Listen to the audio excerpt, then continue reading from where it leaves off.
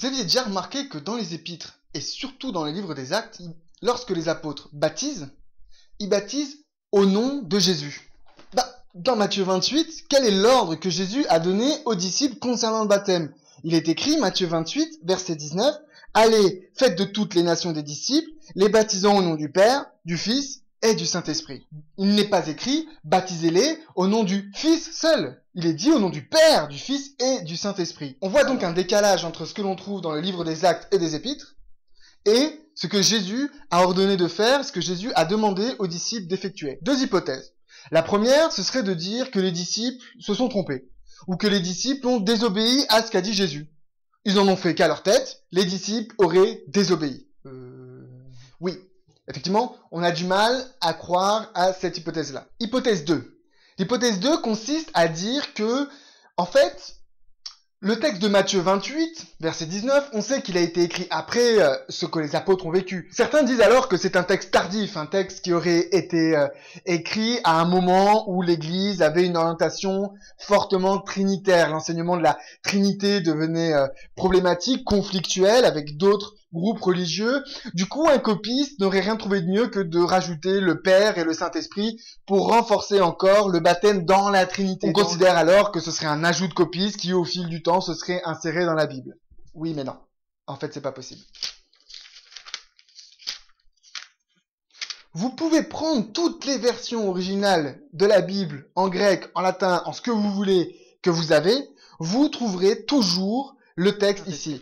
Et vous voyez, ici, en bas, ce sont l'ensemble des manuscrits, des variantes que l'on appelle, donc, ce qu'il est dit dans d'autres manuscrits. Pour un mot, quel autre mot a été utilisé dans un autre manuscrit. Et c'est ici que l'on voit s'il y a eu des additions, des suppressions. Et bien, pour ce verset 19, très précisément, tous les manuscrits sont d'accord pour dire qu'il y a cette phrase, au nom du Père, du Fils et du Saint-Esprit. Il n'y a pas de variante pour cette phrase-là.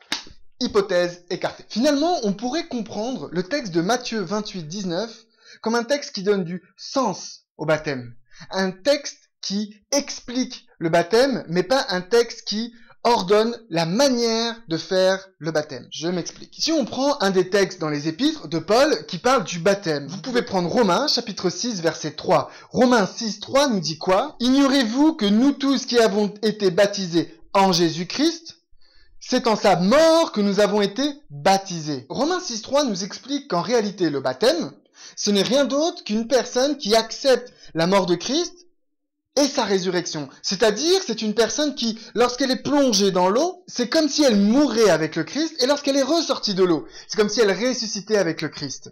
Le baptême n'est rien d'autre qu'une figure, un symbole, une manière de montrer publiquement au monde qu'on accepte à la fois la mort de Christ, mais aussi sa résurrection, et que l'on place notre espérance dans cette résurrection à venir, promis par la Bible, par le Nouveau Testament.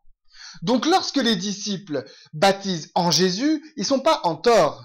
Parce qu'effectivement, le baptême se fait avant tout en Jésus-Christ, puisque c'est en sa mort et en sa résurrection.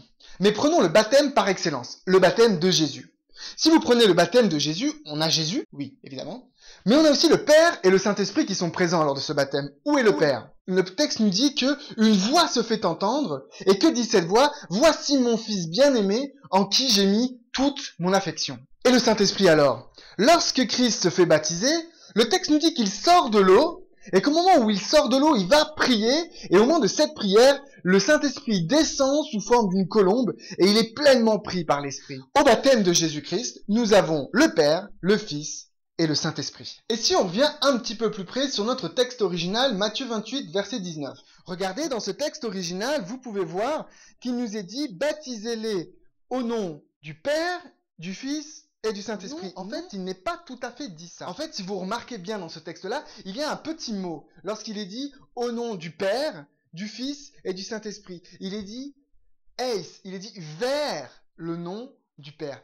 Eis, c'est un petit mot grec qui a une signification intéressante par rapport au texte. Il y a deux mots pour dire vers en grec, pros et eis.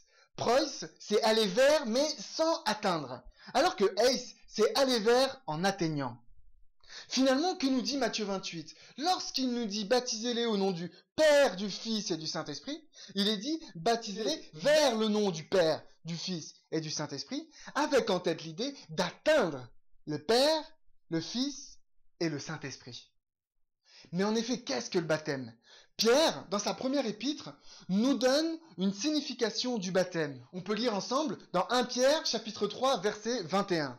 Cette eau était une figure du baptême, qui n'est pas la purification des souillures du corps, mais l'engagement d'une bonne conscience envers Dieu, qui maintenant vous sauve, vous aussi, par quoi?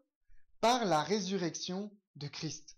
D'après Pierre, le baptême est ici un engagement. Ce que nous dit Matthieu 28, verset 19, c'est que Christ enseigne, ordonne, commande à ses disciples d'aller baptiser des gens vers le Père, le Fils et le Saint-Esprit. Finalement, ce qu'on doit retenir de Matthieu 28, 19, c'est que c'est pas une formule magique. Jésus n'est pas en train de dire aux disciples, lorsque vous baptiserez les gens, il faut prononcer au nom du Père, du Fils et du Saint-Esprit pour que ça fonctionne. C'est pas ça que dit Matthieu 28. Matthieu 28 dit, lorsque vous allez aller vers les gens, que vous allez leur faire connaître le Christ, le plan du salut, ils doivent passer par le baptême, qui est un engagement. Et cet engagement, c'est un engagement à rencontrer le Père, le Fils, et être baptisé au nom du Saint-Esprit. De recevoir cette puissance et cette force offerte par Christ, et qui vient vous transformer votre vie. Résumons. Les disciples n'ont pas désobéi à Jésus en baptisant seulement en Jésus. Au contraire, baptiser en Jésus, c'est donner son sens fondamental au baptême, puisque c'est dans sa mort et sa résurrection que nous sommes baptisés. Le texte de Matthieu 28, verset 19, n'est pas un texte tardif, n'est pas un texte qui cherche à mettre en avant la Trinité. C'est un texte original, c'est un texte qui a toujours été là, quelles que soient les versions. Dernièrement, ce qu'il faut comprendre dans ce texte de Matthieu 28, 19, c'est l'envoi de Jésus-Christ, l'envoi des disciples vers les autres disciples, pour à leur tour faire des disciples, et que chacun de ces disciples rencontre le Père, le Fils et le Saint-Esprit. Alors voilà, c'est la fin de cette vidéo. J'espère avoir apporté du grain à moudre pour votre réflexion. Je vous invite à retourner à vos Bibles, à prendre les textes, à les analyser, à les étudier et à vous rendre compte par vous-même dans la prière de ce que dit vraiment la parole et de ce que Jésus nous invite à être et à faire. Si cette vidéo vous a plu, je vous invite à faire un petit like pour dire qu'elle vous a plu. Je vous invite à mettre vos commentaires afin qu'il y ait encore de l'échange qui continue. Vous pouvez aussi aller sur la page Facebook de CQFD de la Bible pour que vous puissiez continuer le débat et les échanges. Vous pouvez aussi poser des questions si vous souhaitez avoir des approfondissements sur ce texte ou sur d'autres textes. Merci à vous de nous suivre, merci à vous pour votre soutien et le plus important, que Dieu vous bénisse.